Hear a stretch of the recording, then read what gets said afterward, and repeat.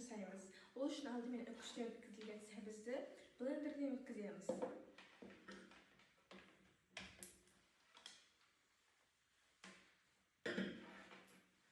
Және сонымен қатар таза су қосамыз.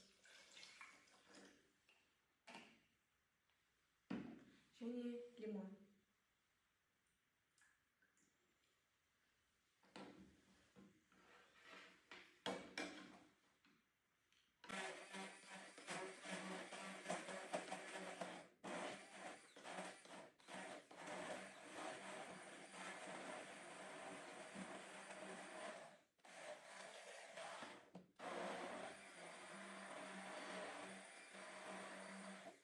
Тамын келтіру үшін бал қосамыз.